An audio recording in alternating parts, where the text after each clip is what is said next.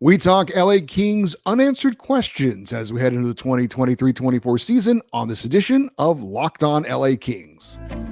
You are Locked On Kings, your daily podcast on the Los Angeles Kings, part of the Locked On Podcast Network, your team every day.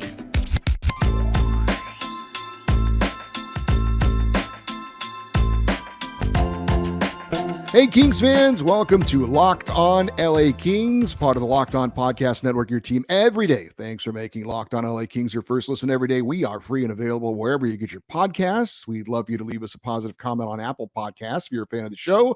And we're also on YouTube. Please like and subscribe if you are enjoying this content. I'm Eddie Garcia, your host of Locked On LA Kings. I've worked in sports media for the past 30 years, 20 plus years at the Fox Sports Radio Network. And I'm also co-host of the Puck Podcast. It's a weekly NHL review show that's been putting out content for the past 17 years. And of course, a passionate LA Kings fan for the past 30 years. As we count down to the season, we are 18 days away from the rookie tournament, September 15th in Las Vegas, 25 days away from the preseason opener, September 22nd in Melbourne, Australia, and 44 days away from opening night, October 11th at Crypto.com Arena against the Colorado Avalanche. Hope you had a great weekend.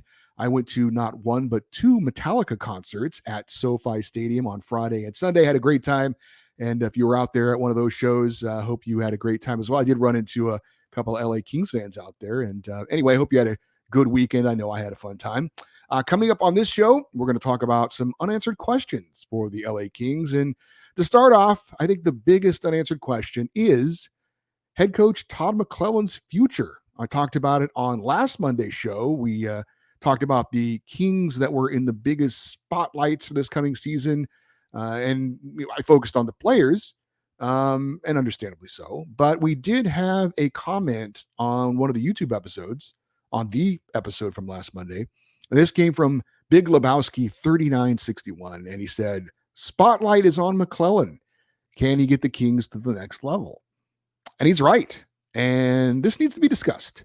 And that's what we're going to do today. Todd McLellen, head coach of your Los Angeles Kings, is going into his fifth season as head coach of the Kings. First two seasons, the team was rebuilding, so the record was understandably not great. Last two seasons, maybe you believe the Kings are ahead of schedule. Maybe you think they're right on track considering what GM Rob Blake has done to improve the lineup over the last couple of seasons. The Kings, though, a playoff team the last 2 years, as you well know, back-to-back years, making the Stanley Cup playoffs, but two first-round exits, both times to the Edmonton Oilers. Now, Todd McLellen is going into the final year of his contract. Now, it's possible he could get an extension before opening night, but I don't think he will. And frankly, I hope he doesn't. It's not that I don't like Todd McLellen. I do. And it's not that I don't think he's done a pretty good job. He has. But as was once said, you are what your record is. And with the investment and the moves the Kings have made, it is time for the LA Kings to win a playoff series. Now, if they do, and he gets an extension, great. If they don't, well, then it's probably time to look for a new coach who can, as Big Lebowski 3961 said, get the Kings to the next level. Again, Rob Blake has shown he's a guy who likes to get things settled pretty quickly. The Kings roster has basically been settled for weeks now. There's other teams that are still going to have to do some major things to get under the salary cap. The Kings aren't one of them. Now, right now, the Kings are under the cap, and there could be some tweaks that have to be made depending on who exactly is going to be on the final roster and what that number is as far as players carried on the final roster. But pretty much things are settled, barring any injuries. Now, Blake is one of those GMs I have found to not want to wait around to get things done. He's usually pretty decisive, has a plan, and carries out that plan pretty quickly. He's done it in re-signing players. He's done it in making trades, and he's done it in bringing in free agents at the trade deadline. He likes to get things settled and clarified, is my feel on kind of his general style. And it makes the organization, I think, feel a little bit more stable, right? He's got a plan. If he can carry it out, he does. And if he can carry it out, he does it pretty quickly. So if Todd McLellen was going to get a contract extension before going into this season, wouldn't he have gotten it already? What would the wait be? Are there some sort of protracted negotiations going on? I can't imagine that would be the case. So it seems clear to me that Todd McLellen is coaching for his next contract, and management has basically made it clear. Now, I don't know if they've had discussions with him behind closed doors, but I mean, 1 and 1 equals 2. You've got a coach going into the final year of his contract. You've got a team that has had a moderate amount of success with him as the coach, with a pretty good roster given to him. And now it's time to see more. You've gotten us to this point. We expect more now. This is the year. It's make or break. You get it done, you get an extension. You don't, we're going to look elsewhere. Now, some might say that that could be a distraction, right? You've got a coach going into his final year. You could argue it's not really a great situation to have a lame duck coach, as they call it. The players could feel like, well, I don't have to answer to this guy. He's very likely he may not be around next year. But I don't buy into that. I don't think it's necessarily bad to have a lame duck coach, if you want to call him that. And a matter of fact, I think it could be a motivating thing for a coach and a team to know the pressure's on. And look, there's a certain amount of pressure that's on every NHL head coach, but the expectations for the LA Kings are not the same as the expectations of the Arizona Coyotes, and rightfully so. So that pressure could certainly motivate Todd McLellen to try and get things done. As for the players, though, I really don't see that being a distraction because they want to win.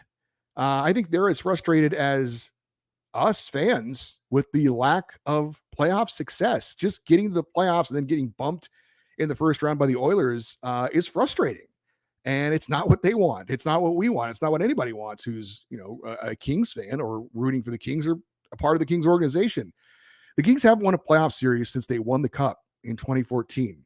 So it's time to get to the next level, especially for guys who've been around for a while, right? They Drew Doughty, Anze Kopitar, Trevor Lewis now back with the team. They've all had a taste of winning. And I think they're probably sick of not having that taste again. And for the other guys, they're hungry to get that taste for the first time. So look, if things really go south for the Kings this season, it's possible they could tune out the coach in that situation because they're like, well, this guy's not going to be around for very long. He's going to get fired. But if things do really go south, he's going to get fired. So then the new coach will be brought in, and it won't worry if they were tuning out Todd McClellan at the time because things have had to be forced to make a change. So what would be the worst case scenario for the Kings if things go well with Todd McLellan and they got to pay him at the end of the year or not? Let's say something we saw actually not that long ago. A head coach in a lame duck season goes on to win the Stanley Cup. And then that coach ended up walking. If that's the worst case scenario or one of the scenarios, I think we could all live with that, to be honest with you. It'd suck if we won the Cup and then we lost our coach because he deserves credit for that if that happens. But I think that, again, we'll all be satisfied with having another Cup. And if we have to find another coach, okay. Let's say the Kings have a deep playoff run, don't win the Cup, and then McClellan walks. Or if they at least just get out of the first round and he ends up walking at the end of the year. I feel pretty confident in any of those scenarios. The Kings will be able to find a pretty good coach who would like to take over a team that just made it out of the first round of the playoffs, maybe a deep run of the playoffs. So I'm guessing they would be able to replace Todd McLellan fairly easily. If McClellan feels put off that he did a great job and he wasn't, given another contract at some point during the season. So that's maybe the worst case scenario. And I mentioned it did happen recently. If you don't remember, Barry Trotz was the head coach of the Washington Capitals. He had never gotten his team, any of his teams that he had coached, it was Nashville before that, out of the second round of the playoffs. He was going into the final of his contract, and the Capitals were like, prove it to us. It's a prove it year for you. Well, he did. 2017, 2018, Washington Capitals go all the way, win their first ever Stanley Cup. And then after the season, they did not give Trotz the contract he wanted. They didn't reward him the way they should have, to be honest about it. And he ended up walking. And the Capitals have not won a playoff series since. So I will say this. If Todd McLellan proves it, then he deserves to get whatever he wants. Unless it's just something insanely ridiculous, which I'm sure it wouldn't be. I think Barry Trotz wanted like $5 million a year. And that's for a Stanley Cup winning coach. And for a guy who's been pretty good his whole career, I think that's more than fair. But the Capitals said no thanks. And he went on to the New York Islanders, had some success there, and now is the GM of the Nashville Predators. So I don't know if that scenario would play out in LA. But again, if it does, I'm willing to live with that. I don't want to see the Kings get Todd McLellen an extension before the season starts. I want him to basically earn it this coming season. Now, you might think coaching's overrated. It's the players that win the games, and that's not necessarily wrong, but we've seen coaching changes make a difference in the NHL in particular, whether it's been in season or at the start of a season. And it's very possible that the Kings, well, it's not very possible, it's going to happen. If they don't get off to the start, or if they're not in a playoff position midway through the season, they're going to make a coaching change. They're not going to invest all of the money they've invested in this roster and send the message that this is the year to get over the hump, and then have the team not start off well or not be playing well and not make a change. They will make a change if things don't go the way we all think they're going to go. And those in-season coaching changes, well, they worked out pretty well the last time the Kings did that, right? With Daryl Sutter, when he replaced John Stevens in the middle of the year, or was it Terry Murray? Terry Murray, I'm sorry, in the middle of the year, and went on to lead the Kings to their first Stanley Cup. And we've seen examples of this in the recent past in the NHL. It happened in Pittsburgh. It happened in St. Louis. So it's not uncommon for something like that to happen. So coaching changes can make a difference. And even coaching changes at the beginning of the season have shown in the NHL to make a difference. This year, 8 teams made the playoffs. 6 of those teams had first-year head coaches, including the team that won the Stanley Cup, the Vegas Golden Knights. So you could talk about head coaches, maybe that being overrated, coaching in the NHL, but it clearly has, we've seen a pattern that the right head coach can make the difference. Is Todd McLellen the right head coach for the LA Kings? 16 seasons. This will be his 16th NHL season. And he's been around the Pacific Division, as we know, with the Sharks and the Oilers, now the Kings. He's never made it to a Stanley Cup final. Obviously has never won a Stanley Cup. So is Todd McLellen the guy to get the Kings to the next level? We're going to find out this season. If he is, then he'll get rewarded, I believe. And if he isn't, then we'll be asking the question, who will be the Kings' next head coach? We have some more unanswered questions to talk about. We'll do that next here on Locked on LA Kings, your team every day. Hey, football season is about to kick off, and FanDuel is giving you the chance to win all season long, because right now, when you bet on a Super Bowl winner, you get bonus bets every time they win in the regular season. Just pick any team to win the Super Bowl, and you'll get a bonus bet for every victory they get. So you can use that bonus bet on point spreads, player props, over-unders, and more. Visit FanDuel.com/lockedon and earn bonus bets with America's #1 sportsbook. That is FanDuel.com/lockedon. Hey, before we move on, I did want to talk a little bit more about Todd McLellen, because I said that I like Todd McLellen, and I do. And as a fan and a member of the media, he's someone that is going to be pretty transparent. And I appreciate that as a fan and as a media member. What do I mean by that? Well, he gives you a pretty straight answer when you ask him a question. A lot of coaches in a lot of different sports give you that coach speak, the art of saying nothing while saying something. But he doesn't do that. He's pretty straightforward, give you an honest answer. And I appreciate that as both a fan and as someone who on occasion is in those press conferences. Now, that wasn't the case with Daryl Sutter, the head coach of the Kings. We mentioned came in as a midseason replacement back in 2012, ended up leading the Kings, or helping the Kings get to a pair of Stanley Cup titles. Daryl Sutter, as a fan of the Kings, while he was the head coach, I stopped listening to his press conferences because he was never going to say anything interesting or revealing. And he did have an adversarial relationship with the media. He made it pretty obvious from his tone and his body language that he did not care to talk to anybody in the media, but he only did it because he was being forced to as part of his job. But it was pretty clear that he didn't like it, and he was typically condescending and generally unpleasant. And to be clear, this is not any kind of personal issue I ever had with Daryl Sutter. He was never personally rude to me or anything like that. But he certainly wasn't fun to be around, and I'm sure he wasn't fun to play for either. The reason I bring this up is there were some clips being put out on social media, and I retweeted some of them as well. There was an interview with former King Tyler Toffoli He was, of course, a part of the Stanley Cup winning team in 2014. He's now bounced around the league, had varying degrees of success, just landed a big contract with the New Jersey Devils, and he was on the Spittin' Chicklets podcast. And he had some pretty good stories about Daryl Sutter.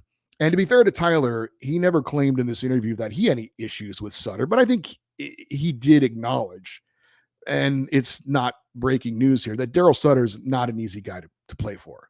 So what's the point to all this? Like I said, I liked Todd McLellen, didn't really like Daryl Sutter, but Daryl Sutter got the job done in LA. You could certainly argue his job isn't to be pleasant, isn't to be friendly necessarily. His job's to win hockey games, and he did do a lot of winning when he was with the LA Kings. And as a fan, I care more about that than having a guy who gives me some nice answers and is nice to me and generally is likable than anything else. As fans, we want to see our teams win. That's why we're in it. That's what it's all about. I'm not saying win at all costs and there's no standards or anything like that, but that's the job of the coach. The job of the coach is not necessarily to be a good guy. It's to be challenging, to push players, to push them, pull them, motivate them. And sometimes that means being a jerk. Now, certain coaches have different styles. Not everyone is as hard-nosed and old school as Daryl Sutter is and was.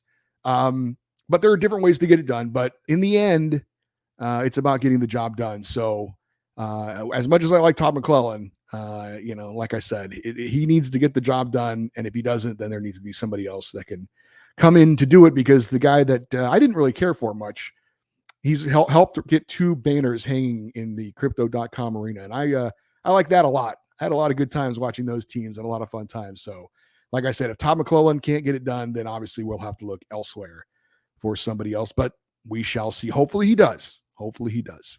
Some few other unanswered questions for the Kings this season. Now on the ice mostly. How will the veteran tandem of Cam Talbot and Phoenix Copley hold up in net? How will Pierre-Luc Dubois affect the lineup? Which young player, if any, will emerge to have a breakout season? And what will the Kings' penalty kill be this year? A positive or a negative? Now, I'm a pretty optimistic person, generally speaking. If you've watched this show, you probably know that. And I'm pretty optimistic about most of those unanswered questions. I do believe that with a solid defensive core and a good defensive team in general around our 2 goalies, that either Cam Talbot or Phoenix Copley will be good enough to get the job done and to get the Kings where they want to be. I'm pretty optimistic that Pierre-Luc Dubois is going to have a positive effect on our lineup. Clearly, the Kings are now one of the top teams in the NHL down the middle as far as strength from the center positions. Kopitar, PLD, Philip Deneau, Blake Lizotte. That's a pretty darn good 1 through 4. I'm pretty optimistic that both Arthur Kaliev and Brandt Clark can be impactful players as rookies. Well, not as rookies, but as young players. Clark, obviously a rookie. Kaliev as a younger veteran, if you want to call him that, now going into his 3rd season. I think both those guys can be positives for the Kings this season. What I'm not sure about is the penalty kill. How exactly is that going to get better? We brought in Trevor Lewis to help out a little bit, but as much as I like Trevor Lewis, he's not enough to turn the 2 penalty kill units around. They've got to be better this year. We know that. It's been a priority. How exactly is that going to happen? Well, also the Kings, they were 13th in the NHL out of 32 teams as far as penalty minutes taken last season. So that needs to be cleaned up. That's a pretty easy way to help out a penalty kill. Your penalty kill can't hurt you if they're not out there very often. But before last season, the Kings had an issue with their power play. As I'm sure you well know, they brought in assistant coach Jim Hiller to fix it, and he did an amazing job. Power play was a great asset for the Kings last year. Now, this offseason, the Kings decided to stick with their same coaching staff. Trent Yanni is still the guy there running the defense and running the penalty kill. And Todd McLellen said after the season in the exit interview that he felt the answers to getting the PK on track was in the room as far as the players and the coaches. So another thing that Todd McLellen better be right on this year, and another thing he's going to be judged on, and another thing that's going to dictate whether the Kings are successful or not.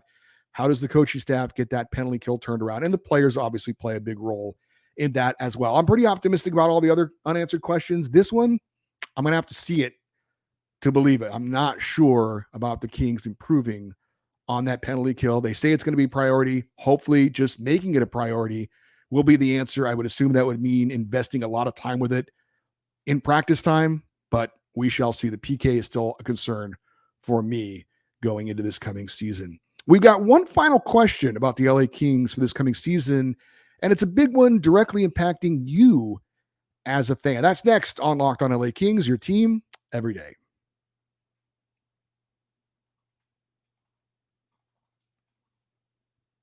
Hey, check out Locked On NHL to stay up to date on everything going on from around the National Hockey League with debate and analysis on the latest news. That's Locked On NHL on YouTube and wherever you get your podcast. So my friend Doug, the Ducks fan, and yes, I have a friend who's a Ducks fan, I know. Doug asked me at the Metallica concert, do you know how and where you are going to watch Kings games on TV this season? And my answer was no. And his response was, shouldn't they have announced that by now? And my answer was, you would think. As I mentioned at the top of the show, we are 25 days away from the start of the preseason, 44 days away from the start of the regular season, and none of us know where we are going to watch the Kings games on TV this season. And most importantly, what could it cost us to watch these games? Are these games going to be all over-the-air broadcasts? Will some of them be pay-per-view? Are we going to have to subscribe to some network to be able to watch some of these games? All of them? Part of them? I don't know. And I don't know why we don't know at this point. Now, there are changes going on in local sports broadcasting, as you may or may not know. Bally Sportsnet, formerly Fox Sports, they're going belly up. Those regional sports networks could be a thing of the past. And for some teams, they're already looking to transition, like the LA Kings, because their contract was up after this season. For the Ducks, their contract will be up after this coming season. So they're probably looking at the Kings to get a blueprint on what are they doing, and maybe we have to do something like that as well. Now, the Vegas Golden Knights are in the same situation with the Kings, although they were not Bally Sportsnet. I think they were like AT&T Sports Network, something like that. Anyway, they've made the transition. All of their games are on free local TV this coming season. So if you're a Vegas Golden Knights fan, you're not going to have to pay for anything extra if you get your local channels. Now, they announced this in May. They're also streaming all their games on something called ViewLift. I don't know what that is. The Washington Capitals are using that as well, I read. But we're still waiting. And it's hard to believe that the organization, the Kings organization, haven't figured out at this point what they're going to do and gotten it settled. But if they have, why wouldn't they have announced it? So I can only conclude that they still haven't finalized it. And that is a little concerning. Now, I mentioned with the FanDuel ad that we've got college football actually did start this past weekend. College football will be getting going into full swing this coming weekend. And then the weekend after that, the NFL season gets going. And look, I'm a big football fan. And, the NFL has switched to YouTube TV this year. So I had to make an investment in that and then cutting the cord and doing those kinds of things. So you're, as a sports consumer and just a person who, loves movies and TV shows, trying to figure out, I'm going to spend my money here on this, and I'm going to subscribe to this streaming service and this, that, maybe I got to cancel this one, trying to figure some things out. And I'd like to know, as a Kings fan, what I'm going to need to invest in to watch Kings games. And unfortunately, we don't know right now. It's something that I hope the Kings are going to answer here in the very near future, and not just make this a last second kind of thing. But you talk about unanswered questions for the LA Kings, where they'll be on television is an unanswered question at this point. And that's a little weird. All right. Well, if you are a fan or an everydayer of this show, I can answer a question for you as far as when we're going to get back to being a 5-day-a-week show. And that will be 1 week from today on September the 4th. We will be returning to our Monday, Tuesday, Wednesday, Thursday, Friday format as we get ready for the upcoming season. Thanks to everybody for sticking around during our 3-day-a-week break when things were a little bit slow, but we're going to get back at it next week, starting our shows 5 days a week. And again, we've got rookie camp coming up very soon, and the rookie face-off in Vegas coming up very soon. So there will be news to talk about coming up. We already started our rival reports. If you missed that, looking at the Kings division rivals, if you missed it, we talked to Locked On Sharks host JD Young last week and got you up to speed on what's going on with our no-cal rivals. Also got JD's thoughts on the Kings, and he had a lot of good things to say. And we talked Todd McLellen, former Sharks coach, now Kings coach. So if you missed any of that, I would encourage you to go check out that show, the Rival Report with JD Young, the host of Locked On Sharks. We'll have another Rival Report coming up this coming Wednesday. We'd love for you to stay connected with the show by following us on Twitter and Instagram. We are at Locked On LA Kings. Want to send an email about anything going on with the Kings, or an email to respond to something we've talked about for our fan feedback show on Friday, email address lockedoneddie@gmail.com. I'm Eddie Garcia. Thanks as always for listening and watching this episode of Locked On LA Kings, part of the Locked On Podcast Network. Have a great day. We will talk to you on Wednesday. And as always, go Kings go.